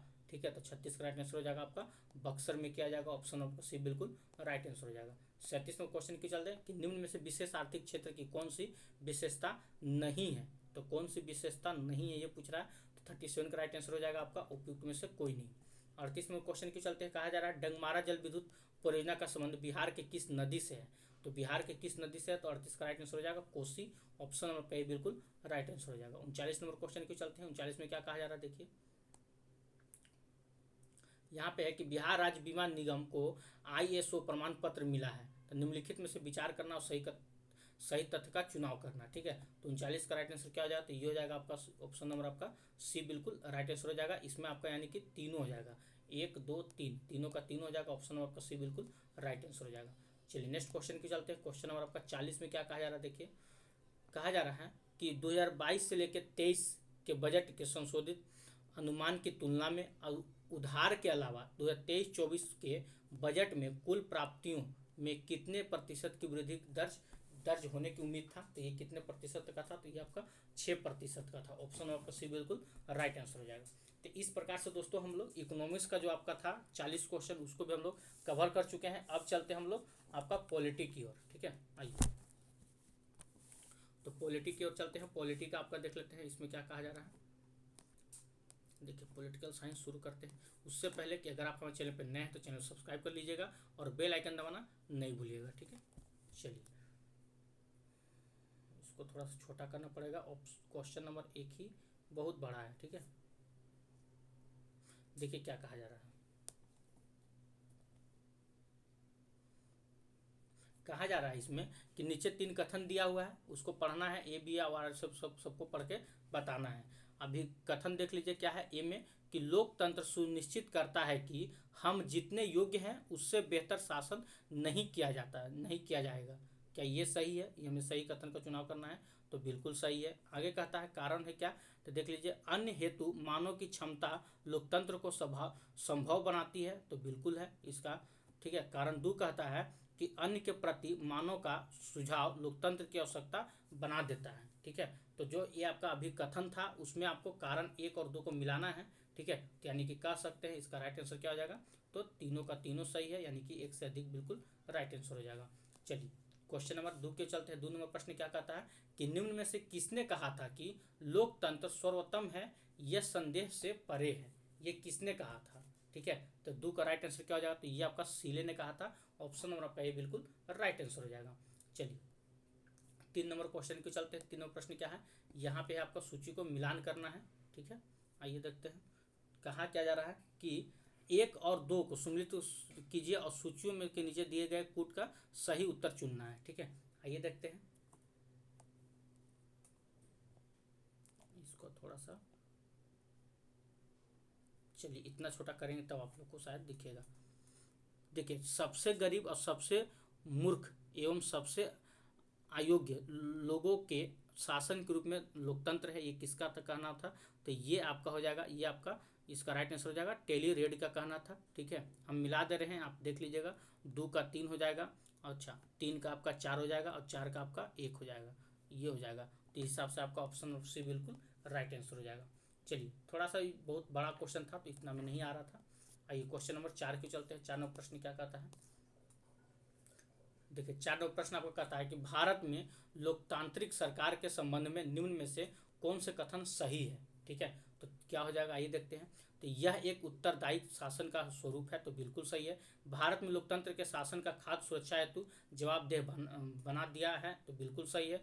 लोकतंत्र अपेक्षा करता है कि शासक को लोगों की आवश्यकताओं पर ध्यान दे, तो ये भी आपका सही है। तो इसका राइट आंसर क्या हो जाएगा? 1 से अधिक हो जाएगा। चलिए, 5 नंबर क्वेश्चन क्या कहता है कि किसने कहा था आर्थिक समानता के अभाव में राजनीतिक स्वतंत्रता एक भ्रम मात्र है? ठीक है, तो 5 का राइट आंसर क्या हो जाता है? 5 का हो जाएगा आपका कोल ने कहा था। ये किसने कहा था? तो कोल ने। 6 नंबर क्वेश्चन के चलते कहा जा रहा है कि निम्नलिखित में से किसका विचार था कि लोकतंत्र के सभी लोग अधिक लोकतंत्र द्वारा ठीक किए जा सकते हैं? ठीक है, तो 6 का राइट आंसर क्या हो जाएगा? तो ये हो जाएगा गार्नर के द्वारा। ऑप्शन आपका ये बिल्कुल राइट आंसर हो जाएगा। 7 नंबर क्वेश्चन के चलते हैं। 7 में क्या कहा जा रहा है कि भारत में भारतीय वन सेवा निम्न में से किस वर्ष अस्तित्व में आई थी? ठीक है, तो 21 वर्ष अस्तित्व में आई थी, तो यहाँ पे आपका ऑप्शन नहीं दिया हुआ है, उपयुक्त में से कोई नहीं, लेकिन इसका राइट आंसर आप लोग याद रखिएगा। ये जब आई थी, ये आपका 1966 में आई थी।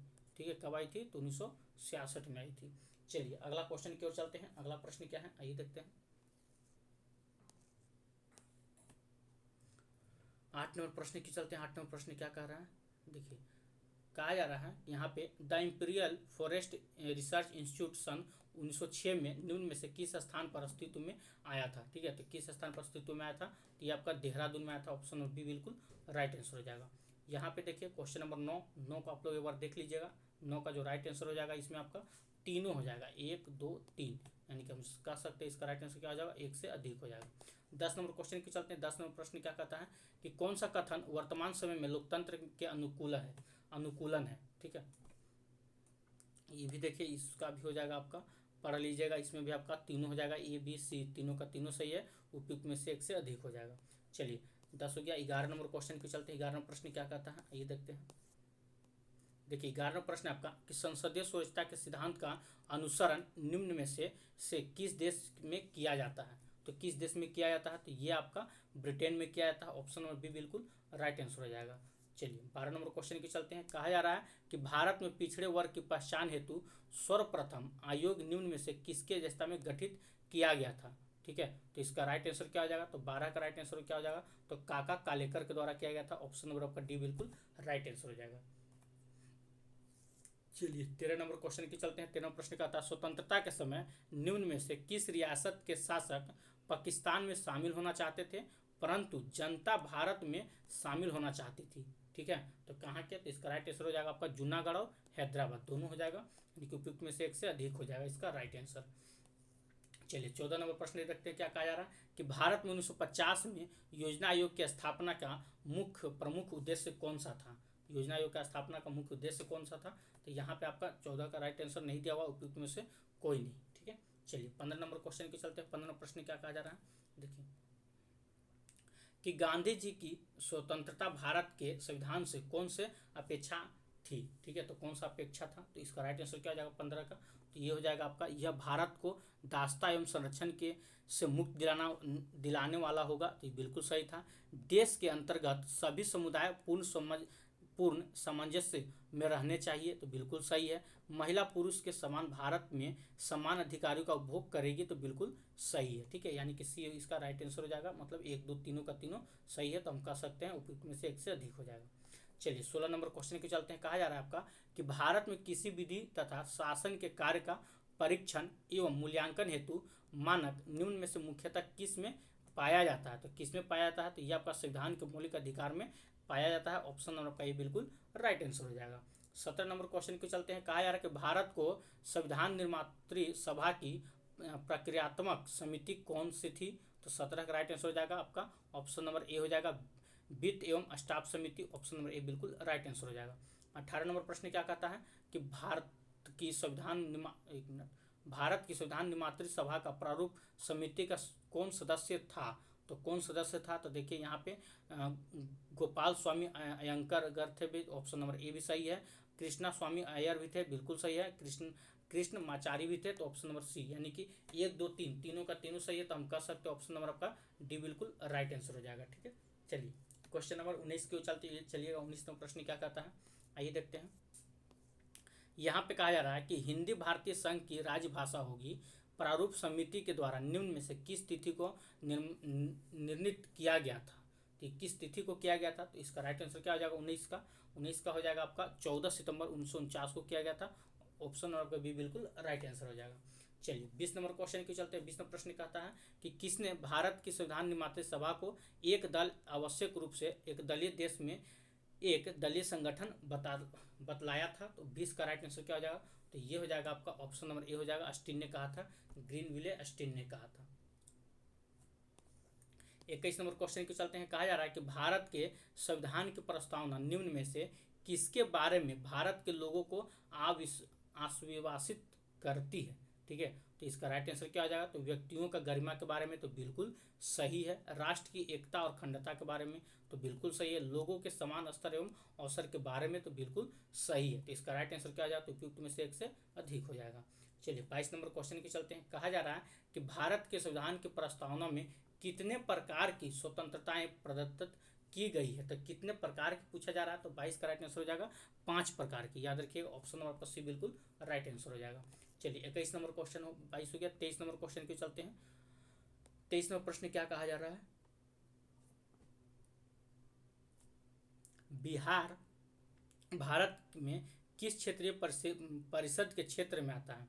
बिहार, तो ये आपका पूर्वी क्षेत्रीय परिषद क्षेत्र में आता है। ऑप्शन नंबर सी बिल्कुल राइट आंसर हो जाएगा। बिहार हो जाएगा, उत्तर प्रदेश हो जाएगा, आपका झारखंड हो जाएगा, उड़ीसा हो जाएगा, बंगाल हो जाएगा, इस सब आपका पूर्वी क्षेत्रीय परिषद में आता है। ठीक है, चलिए 24 नंबर क्वेश्चन की चलते हैं। 24 नंबर प्रश्न क्या कहता है, आइए देखते हैं कि धर्म निरपेक्षता के वैज्ञानिक प्रारूप के संदर्भ में निम्न में से कौन सा कथन सही है? तो कौन सा कथन सही है, आइए देखते हैं। यह प्रकृति के गत्यात्मक तथा प्रगतिशील राष्ट्र की आवश्यकताओं से मेल खाता है, तो बिल्कुल सही है। यह धर्म तथा राजनीति को एक दूसरे से पृथक रखता है, तो बिल्कुल सही है। यह प्रत्येक समुदाय को संसद की संप्रभु अधिष्ठता रखता है, तो बिल्कुल सही है। यानी कि 1 2 3 तीनों सही है, तो हम कह सकते हैं इसका राइट आंसर हो जाएगा 1 से अधिक हो जाएगा। चलिए अगला क्वेश्चन की चलते हैं। 25 नंबर प्रश्न कहता है कि निम्न में से भारत लोकतांत्रिक निर्वाचन की प्रमुख विशेषता कौन सी है? तो कौन सी है? तो देखिए, ऐसे निर्वाचन में प्रत्येक व्यक्ति वोट के समान महत्व के साथ साथ वोट देने का अधिकार रखता है, तो ये भी आपको भी पता होगा, बिल्कुल सही है। ऐसे निर्वाचन में मतदान को नियमित अंतराल पर वास्तविक चयन का अवसर प्राप्त होता है, तो ये भी आपका सही है। ऐसे निर्वाचन स्वतंत्र रूप से निष्पक्ष तरीके से आयोजित किए जाते हैं, तो बिल्कुल सही है। तो इसका राइट आंसर क्या हो जाएगा? 1 से अधिक हो जाएगा। चलिए 26 नंबर क्वेश्चन को चलते हैं। 26 नंबर प्रश्न क्या कहा जा रहा है, आइए देखते हैं। देखिए 26 नंबर प्रश्न है आपका यहाँ पे कि निम्न में से कौन सा कथन देश में राजनीतिक प्रतियोगिता के बारे में सत्य है? तो राजनीतिक प्रतियोगिता के बारे में कौन सा कथन सत्य है, ये पूछा जा रहा है। तो इसका राइट आंसर क्या हो जाएगा, आइए देखते हैं। यह भविष्य के नेताओं के चयन का मार्ग प्रशस्त करते हैं, तो बिल्कुल सत्य है। यह राजनीतिक व्यवस्था को लंबे समय में कार्य करने हेतु अच्छे से अच्छा बनाता है, तो बिल्कुल सही है। यह लोगों को उनकी सेवाओं हेतु पुरस्कृत करने अथवा ऐसा ना करने वाले को दंडित करने के अवसर प्रदान करता है, तो बिल्कुल सही है। यानी कि तीनों का तीनों पॉइंट आपका सही है, तो इसका भी राइट आंसर क्या हो जाएगा? 1 से अधिक हो जाएगा। अगला क्वेश्चन की चलते हैं। क्वेश्चन नंबर आपका 27 कि भारत का कौन सा राज्य अपनी अनोखी सामाजिक एवं ऐतिहासिक परिस्थितियों के कारण विशेष स्तर को धारण करता है? तो कौन सा राज्य करता है, आइए देखते हैं। तो असम करता है, बिल्कुल सही है। नागालैंड भी करता है, अरुणाचल प्रदेश भी करता है, तो इसका राइट आंसर क्या हो जाएगा? 1 से अधिक हो जाएगा। ठीक है, चलिए 28 नंबर क्वेश्चन की चलते हैं। 28 नंबर प्रश्न क्या कहता है कि निम्नलिखित में से कौन सी भाषाएं भारत के संविधान के 8वीं अनुसूची में उल्लेखित है। तो 8वीं अनुसूची में कौन कौन सी भाषाएं उल्लेखित है, तो बाडो और डोगरी तो बिल्कुल सही है, उड़िया और सिंधी तो बिल्कुल सही है, नेपाली और संथाली तो बिल्कुल सही है। तो इसका भी राइट आंसर क्या हो जाएगा, एक से अधिक हो जाएगा। ठीक है, सोचिए इस बार हमें लगता है कि बीपीएससी टीआरई 3 में पॉलिटिकल साइंस में जितना ऑप्शन एक से अधिक हुआ है, यानी कि डी ऑप्शन, कम से कम तो 20 क्वेश्चन ऐसा होगा जिसका आंसर आपका डी हुआ होगा। अभी तक में तो लग रहा है आप 10 वो करवा चुके होंगे जिसका आंसर डी है। आगे देखते हैं हम लोग एक बार क्या करेंगे ना, पॉलिटिकल साइंस का हम पूरा ओवरऑल इसको गिन के देखेंगे कितना क्वेश्चन का डी आंसर हुआ है। ठीक है, 29 नंबर प्रश्न की ओर आइए। कितने सीटों भारत में स्थानीय शासन के संस्थाओं के अंतर्गत महिलाओं के लिए आरक्षित पाई जाती है। ठीक है, तो कितना होता है, कुल सीटों की 1/3, याद रखिएगा। ऑप्शन सी बिल्कुल राइट आंसर हो जाएगा। चलिए यहाँ पे देख सकते हैं 30 नंबर प्रश्न क्या कहता है, कहा जा रहा है कि पिछड़ी जातियों के लिए राष्ट्रीय आयोग देश में कौन से भारत के संविधान के किस संशोधन द्वारा निर्मित किया गया था। ठीक है, तो क्या हो जाएगा इसका राइट आंसर, इसका क्या हो जाएगा, तो 102 संविधान संशोधन के द्वारा, ऑप्शन नंबर सी बिल्कुल राइट आंसर हो जाएगा। 31 नंबर क्वेश्चन की चलते हैं। 31वां प्रश्न क्या कहता है कि संसद के सदस्यों को शपथ का प्रारूप भारत के संविधान की निम्न में से किस अनुसूचित में पाया जाता है। तो किस अनुसूची में पाया जाता है, तो ये आपका तृतीयक अनुसूची में पाया जाता है। ठीक है, इसका राइट आंसर हो जाएगा बी। चलिए अगला क्वेश्चन की चलते हैं। क्वेश्चन नंबर आपका 32 नंबर प्रश्न देखते हैं। देखिए कहा जा रहा है आपातकाल के दौरान संसद की समयावधि को बढ़ाने के बारे में निम्न में से कौन सा कथन सही है। तो कौन सा कथन सही है, तो कहा जा रहा है इसको एक बार में आपातकाल में 1 वर्ष तक के लिए बढ़ाया जा सकता है, तो बिल्कुल सही है। इसको एक बार में आपातकाल के 8 माह, तो नहीं, ये हो जाएगा आपका गलत। ठीक है, इसको आपातकाल के रूप में जानने के बाद 6 माह तक बढ़ाया जा सकता है, तो बिल्कुल सही है। तो इसका राइट आंसर क्या हो जाएगा, 1 से अधिक हो जाएगा। ठीक है, 33 नंबर क्वेश्चन की चल रही। 33 प्रश्न क्या कहता है कि मंत्रियों के बारे में देश के अंतर्गत कौन सा कथन सही है। मंत्री लोग के बारे में आइए देखते हैं। कैबिनेट मंत्री बड़े मंत्रालय के प्रभारी एवं मंत्रिपरिषद के नाम पर निर्णय करता होते हैं, तो बिल्कुल सही है। स्वतंत्र प्रभार के साथ राज्य मंत्री छोटे मंत्रालयों के प्रभारी तथा आमंत्रित किए जाने पर बैठक में भागीदार होते हैं, तो बिल्कुल सही है। राज्य मंत्री मंत्रिपरिषद की सहायता हेतु होते हैं, तो बिल्कुल सही है। तो इसका भी राइट आंसर क्या जाएगा, 1 से अधिक हो जाएगा। ठीक है, चलिए 34 नंबर क्वेश्चन के चलते हैं। 34वां प्रश्न क्या कहता है, ये देखते हैं।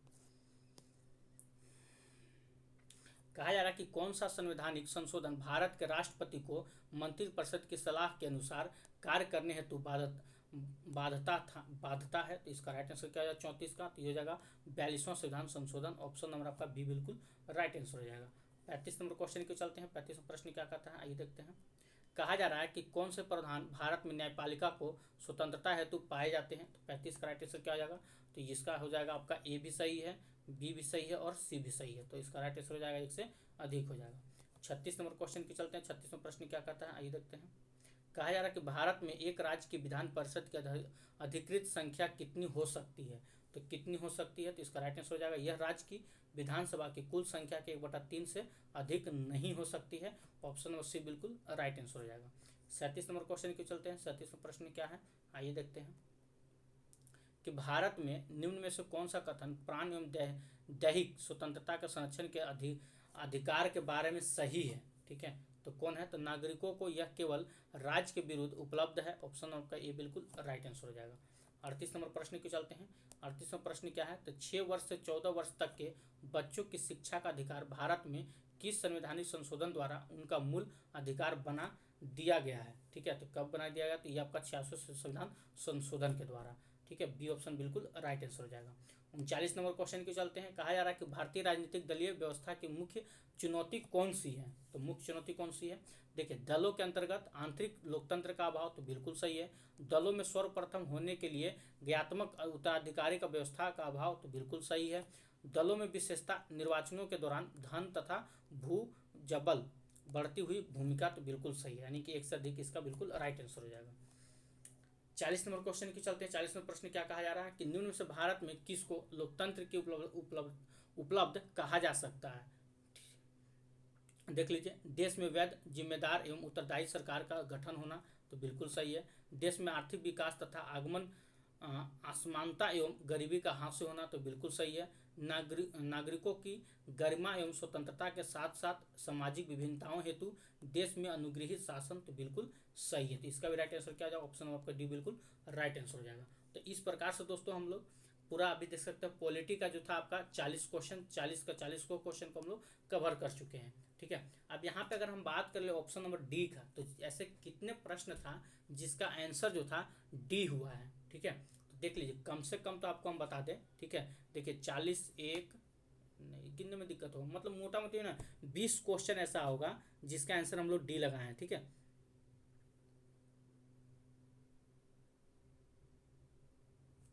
चलिए फिलहाल अब आज के लिए तो इतना ही। और जो था आप लोग का सेट आपका 13, जो इस बुक का पूरा हम लोग खत्म कर चुके हैं सेट को। अब इसके बाद क्या होगा, तो इसके बाद हम लोग 6 to 8 का जो सेट बचा हुआ है उसको एक बार कवर कर देते हैं। ठीक है, 6 to 8 का आपका बता दें आपको एक लाइन में। तो देखिए इसके बाद हम लोग क्या करने वाले हैं, तो 6 to 8 का कुछ सेट बचा हुआ है उसको हम लोग कवर कर देंगे। उसके बाद हम लोग पीजीटी की ओर चलेंगे। जो सेट आप लोग को दिया गया था पीजीटी वाले, अगर अभी तक, एक मिनट आपको दिखा दो। चलिए पीजीटी वाले जो अभी तक इस बुक का नहीं लिए हैं, पीडीएफ नहीं प्राप्त किए हैं, देख सकते हैं बीपीएससी तैयारी 4 क्लास 11 12 इतिहास का जो अभी तक इस सेट को नहीं बनाए हैं। इसमें टोटल अगर आपको हम बता दें तो इसमें देखिए यहाँ पे अगर आप पीडीएफ लेना चाहते हैं तो इस नंबर पे आप व्हाट्सएप कर सकते हैं। ठीक है, इस बुक का मतलब पूरा का पूरा पीडीएफ, इसमें आपका टोटल अगर देखा जाए तो टोटल आपका 10 सेट दिया हुआ है। ठीक है, 10 सेट आप यहाँ पे बना सकते हैं, देख सकते हैं ये आपका पीजीटी के लिए है। और इसको हम लोग बहुत जल्द इसको भी ख़त्म करने वाले हैं। जो अभी तक नहीं लिए हैं पीडीएफ को, एक बार पीडीएफ को ले लीजिए और आप खुद से बना लीजिए। ठीक है, और जो नहीं भी ले सकते हैं उन लोग के लिए कुछ दिन वेट कीजिए। इसका पीडीएफ ऑलरेडी हम आप लोग को यूट्यूब पे पढ़ा देंगे। इसका जितना भी सेट है पूरा का पूरा 10 आप लोग को करा दिया जाएगा। ठीक है, टेंशन नहीं लेना, थोड़ा सा समय दीजिए हमें, हम सारा चीज़ करवा देंगे। नीचे में आपका आंसर है। और जो लोग इच्छुक हैं इसका पीडीएफ लेने के लिए, ठीक है, वो इस नंबर पे दिए गए नंबर पे आप कॉन्टैक्ट कर सकते हैं। ये आपका व्हाट्सएप नंबर है, इस नंबर पे आप कॉन्टैक्ट करके पीडीएफ प्राप्त कर सकते हैं पीजीटी हिस्ट्री के लिए। और जिनका भी पीजीटी ज्योग्राफी हो या इकोनॉमिक्स हो वो भी इस नंबर पे व्हाट्सएप कर सकते हैं। ठीक है, सभी का उपलब्ध करा दिया जाएगा। तो चलिए फिलहाल आज के लिए इतना ही। अगर वीडियो अच्छा लगा तो वीडियो को लाइक कीजिएगा, चैनल सब्सक्राइब कीजिएगा, इससे ज़्यादा से ज़्यादा शेयर जरूर कीजिएगा। फिर कल मिलते हैं। जय हिंद, जय भारत।